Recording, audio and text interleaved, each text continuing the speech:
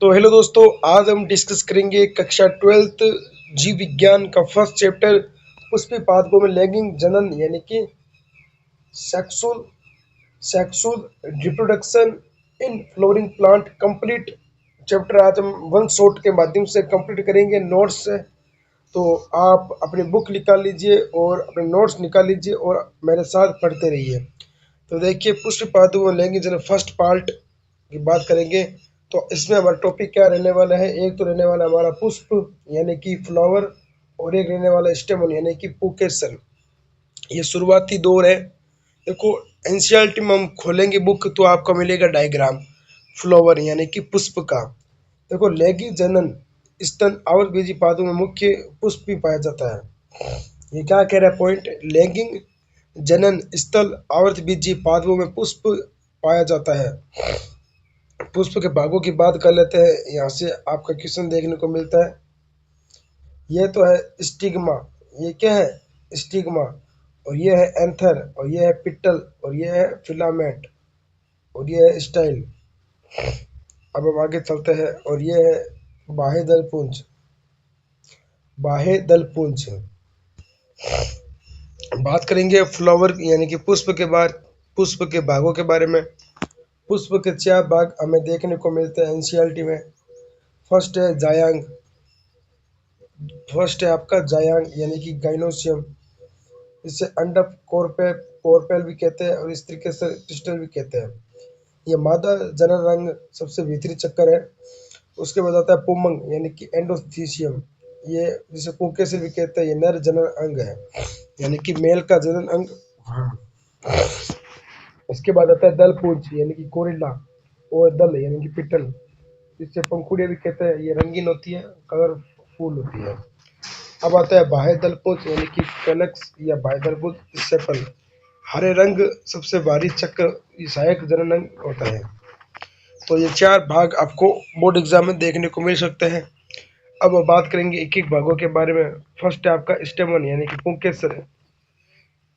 Flora हमने पढ़ लिया, आप पढ़ेंगे पुंकेसर। पुंकेसर क्या होता है? देखो, पुंकेसर क्या होता है? पुष्प का नर जननांग होता है। पुंकेसर का समूह पुमंक यानी कि एंडोथीसियम कहलाता है। पुंकेसर के भाग दो भाग होते हैं, पराकोष जिसे एंथर कहते हैं इंग्लिश में, और तंतु यानी कि फिलामेंट। ये देखो, ये है आपका पराग कोष यानी कि एंथर हम कह सकते हैं। ये आपका पुंकेसर है, स्टेमन स्टेमन, ठीक है।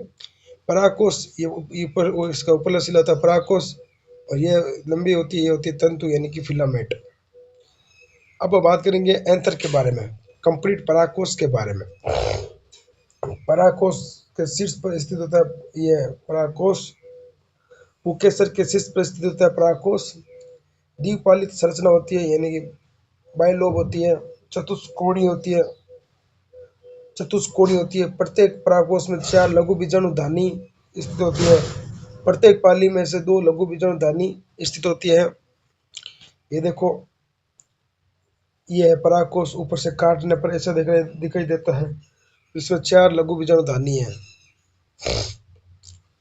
अब हम बात करेंगे लघु बीजाणुधानी की संरचना। पराग पुंकेसर पुंकेसर के पराकोष में लघु बीजाणुधानी पाई जाती है।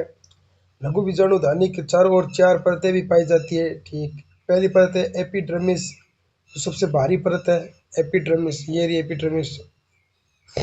उसके बाद आता है मध्य परत यानी कि मिडिल लेयर, एंडोथीसियम। सॉरी, ये आ गई एंडोथीसियम। एपिडर्म के नीचे पाई जाती है, एपिडर्म के नीचे ये रही। उसके साथ आता है मध्य परत यानी कि मिडिल लेयर, जो एंडोथीसियम के नीचे होती है। उसके बाद आती है आपकी उसके बाद आती है आपका मध्य परत यानी कि मिडिल लेयर, जो एंडोथीसियम के नीचे भी पाई जाती है। और उसके बाद आती है टेपिटम। टेपिटम उसके बाद आती है आपकी टेपिटम। टेपिटम सबसे आंतरिक परत है लघु बीजाणुधानी की।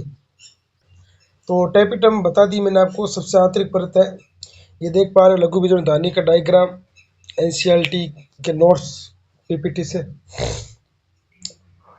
देखो, पहले होती है एपिडर्मिस, उसके बाद एंडोथीसियम और मध्य परत, उसके साथ नीचे होती है टेपिटम, जो पराकण को पोषक प्रदान करने का कार्य करती है। इसके साथ होती है बीजाणु जन ऊतक। इंपोर्टेंट पॉइंट है ये, एपिडर्मिस एंडोथीसियम मध्य परत तीनों सुरक्षात्मक है और पराग एपिडर्मिस एंडोथीसियम मध्य परत तीनों सुरक्षात्मक है और पराग स्फुटन में मदद करती है। अब हम बात करेंगे टेपिटम के बारे में। टेपिटम आपके बोर्ड एग्जाम में इंपॉर्टेंट है, कॉम्पिटेटिव एग्जाम में भी इंपॉर्टेंट है। टेपिटम टेपिटम आंतरिक परत है, सघन कोशिका द्रव्य में पाया जाता है, बहुकेंद्रिक होती है, बहुगुणित होती है। पराग कणों को लघु बीजाणु को पोषण प्रदान करने का कार्य कौन करती है? टेपिटम।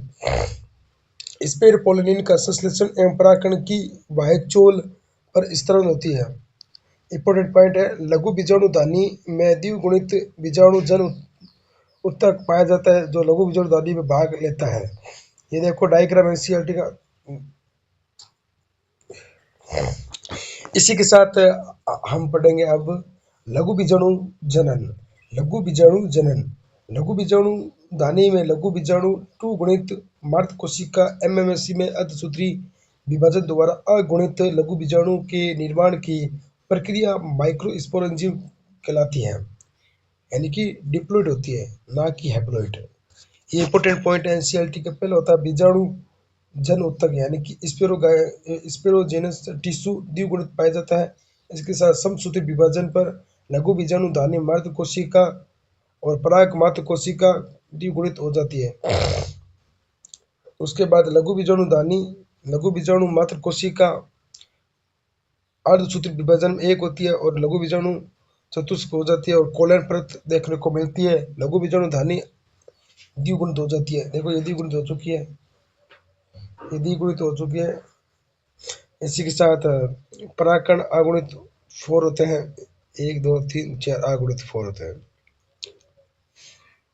क्वेश्चन कैसे बन सकता है आपसे? देखो 400 लघु बीजाणु और 400 परागकण बनाने में कितनी एमएमसी यानी कि मदर सेल्स की आवश्यकता होती है?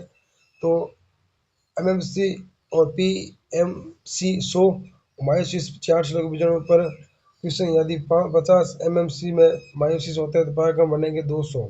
ऐसे क्वेश्चन आपसे बन सकता है। अब पढ़ेंगे परागकण यानी कि पोलन ग्रेन क्या होता है? नर युग्म को बीत यानी कि मेल गैमेटोफाइट गोलाकार संरचना होती है, अगुणित होती है यानी हैप्लॉइड होती है। साइज की बात करें 25 से 50 माइक्रोमीटर होता है। निर्माण परागकोश की लघु बीजाणु धानी में होता है। आवरण परागकण में 2 आवरण युक्त बाह्य चोल एक्साइन स्पेरोपोलिनिन में निर्मित होती है और अंतःचोल इंटैक्ट सेलुलोपेक्टिन की बनी होती है। क्या? कोशिका भित्ति। ये इंपॉर्टेंट है दोनों पॉइंट, यहाँ से आपसे क्वेश्चन बन सकते हैं आपके एग्जाम में। प्रत्येक परागकण में 2 नर युग्मक होते हैं। ये देखो, ये तो रही एक्साइन यानी कि बाह्य चोल, ये रही आपकी इंटाइन यानी कि अंतःचोल, और यहाँ होता है जनन छिद्र यानी कि जर्मपोर। अधिकांश पादपों में परागकण 2 कोशिका अवस्था में परागकोश से युक्त होता है। जनन कोशिका छोटी और परिधि, काय कोशिका बड़ी और मध्यम है। 60% परागकण होता है। कुछ पादपों में परागकण 3 कोशिका अवस्था में परागकोश से मुक्त होता है, जैसे 2 नर युग्मक और 1 काय कोशिका। ये देखो डायग्राम एनसीईआरटी के, काय कोशिका प्रजनन कोशिका, ये इंपॉर्टेंट है, थोड़ा पढ़ लेते हैं हम। परागकण समसूत्री विभाजन और काय कोशिका नर युग्मक और समसूत्री और जनन कोशिका। 60% पादप 2 कोशिका युक्त परागकण, 1 जनन और 1 काय कोशिका बनाती थी। कोशिका अवस्था परागकण 2 नर कोशिका नर युग्मक और 1 काय कोशिका। ये देखो इंपॉर्टेंट पॉइंट है, यहाँ से ऐसे क्वेश्चन बन सकते हैं। एक परागकण 3 कोशिका अवस्था में पहुंचने तक कितने विभाजन से गुजरती है? तो एक अर्धसूत्री और 2 समसूत्री विभाजन से।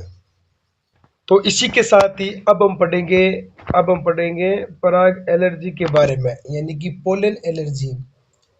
पोलन एलर्जी यानी कि पराग एलर्जी के बारे में पढ़ेंगे। क्या होता है? देखो कारण, कैसे फैलती पराग एलर्जी यानी कि पोलन एलर्जी। एनसीईआरटी के इंपॉर्टेंट पॉइंट है ये, परागकण द्वारा होने वाली एलर्जी, उदाहरण प्रोथेनियम गाजर घास, जो प्रभाव पड़ती है श्वसन संबंधी विकार यानी कि श्वास संबंधी बीमारी हो जाती है। जैसे कि